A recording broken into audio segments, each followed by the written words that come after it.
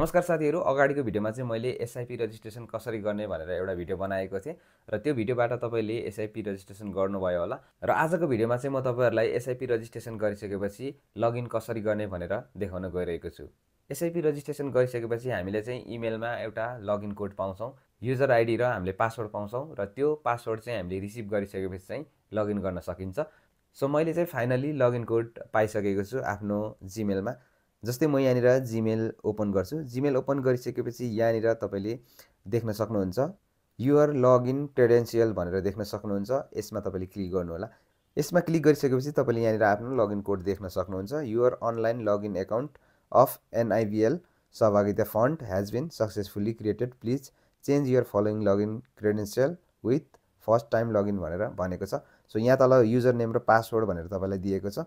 So यो user name र password लाएर चाहिँ तपाईले लगइन गर्न सक्नुहुन्छ अथवा तपाईले चेन्ज पनि गर्न सक्नुहुन्छ है त। सो म चाहिँ के गर्छु भन्दाखेरि अब यसलाई लगइन गर्नतर्फ जाँदैछु। जस्तै हामी गुगलमा जाने, पहिला गुगलमा गइसकेपछि तपाईले यहाँ सर्च बारमा चाहिँ NIMBS क्यापिटल भनेर सर्च गर्ने है। त्यति सर्च गरिसकेपछि तपाईले जस्ट यहाँनिर विभिन्न अप्सन देख्न सक्नुहुन्छ र यहाँनिर लगइन भन्ने अप्सन देख्न सक्नुहुन्छ।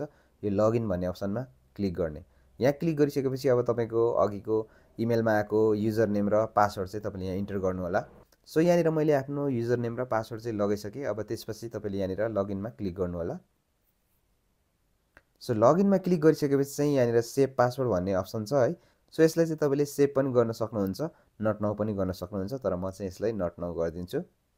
सो नट नाउ क्लिक गरिसकेपछि तपाईले यहाँनिर अब के गर्नुपर्ने हुन्छ भन्दाखेरि आफ्नो पासवर्ड चेन्ज गर्नुपर्ने हुन्छ। जस्तै यहाँनिर ओल्ड पासवर्ड र न्यू पासवर्ड भनेको छ। सो यो माथिको ओल्ड पासवर्डमा चाहिँ तपाईलाई जुन इमेलमा आएको पासवर्ड थियो त्यो पासवर्ड चाहिँ तपाईले यहाँनिर लगाउनु होला। जस्तै मैले यहाँनिर यो पासवर्ड लगाइदिएँ है। अब न्यू पासवर्डमा तपाईले आफ्नो न्यू पासवर्ड क्रिएट गर्नु होला है त। सो यहाँनिर तपाईले न्यू पासवर्ड र न्यू रिपासवर्ड भनेको छ। तपाईले यो दुई ठाउँमै के गर्नु होला भन्दाखेरि पासवर्ड, नयाँ पासवर्ड लगाउनु होला है त। पासवर्ड तपाईले क्रिएट गर्दाखेरि मिनिमम 6 क्यारेक्टर भनेको छ है त। सो यहाँनिर मैले चाहिँ न्यू पासवर्ड क्रिएट गरिसके। अब त्यसपछि तपाईले जस्ट यहाँनिर चेन्ज भन्ने अप्सन छ, यसमा क्लिक गर्नु होला। सो यसमा क्लिक गरिसकेपछि पासवर्ड सक्सेसफुली के भयो भन्दाखेरि चेन्ज भइसक्यो। अब यसलाई फेरि तपाईले सेभ पासवर्ड भनेको छ है, यसलाई तपाईले नट नाउ गर्न सक्नुहुन्छ। मैले चाहिँ नट नाउ गरेँ, तपाईले सेभ पनि गर्न सक्नुहुन्छ। जस्तै अब यहाँनिर फेरि हामीले लगइन गर्नुपर्ने हुन्छ युजर नेम र पासवर्ड लगाएर है त।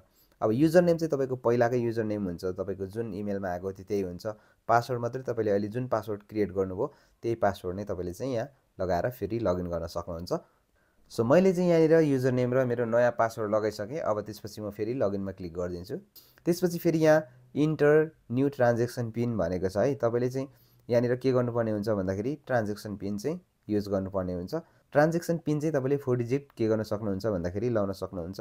यहाँनिर तल माथि दुई ठाउँ तपाईले नै सेम ट्रान्जेक्सन पिन युज गर्नु होला है त। सो यहाँनिर मैले ट्रान्जेक्सन पिन युज गरिसकेँ। त्यसपछि तपाईले जस्ट तल चेन्जमा क्लिक गरिदिनु होला। अब त्यसपछि हामीले फेरि फाइनल्ली लगइन गर्नुपर्ने हुन्छ है त। सो यहाँनिर मैले फेरि युजर नेम र पासवर्ड लगाइसकेँ। फेरि म लगइन गर्छु यहाँनिर। सो यति गरिसकेपछि अब तपाईको यहाँनिर के हुन्छ भन्दाखेरि ड्यासबोर्ड खुल्छ है। सो ड्यासबोर्डमा चाहिँ अहिले केही पनि देखाएको छैन। यो करेन्ट NAV भनेर चाहिँ 10.71 भनेर देखाएको छ है। यहाँनिर प्रोफाइलमा हामीले क्लिक गर्यो भने चाहिँ के अप्सन पाउँछ भन्दाखेरि change password, change transaction pin, sign out भन्ने अप्सन पाउँदो रहेछ। त्यसपछि यतापट्टि हामीले यो 3 लाइनमा क्लिक गर्यो भने ड्यासबोर्ड भन्ने अप्सन छ है। त्यसपछि यहाँ डिटेल, युनिट पर्चेस, SIP भनेर देख्न सक्नुहुन्छ। जस्ट हामी यो SIP मा क्लिक गरौँ। त्यसपछि SIP डिटेलमा क्लिक गरौँ। SIP डिटेलमा क्लिक गरिसकेपछि चाहिँ तपाईले यहाँनिर आफ्नो SIP के गर्न सक्नुहुन्छ भन्दाखेरि देख्न सक्नुहुने रहेछ है। सम्पूर्ण इन्फर्मेसनहरु चाहिँ यहाँनिर देख्न सक्नुहुने रहेछ। सो अब तपाईले फाइनली लगइन गर्न सिक्नुभयो हैन। अब नेक्स्ट भिडियोमा हामी फेरि पनि कसरी अर्को महिनाको किस्ताहरु तिर्ने हैन, युनिटहरु कसरी पर्चेस गर्ने सबै कुराको भिडियो म लिएर आउने छु। सो आजको भिडियोमा चाहिँ यति नै। भिडियो मन पर्यो भने लाइक, कमेन्ट एन्ड शेयर गर्न नबिर्सिनु होला। नेक्स्ट भिडियोमा फेरि पनि भेट्ने छौं। तबसम्मको लागि गुड बाइ।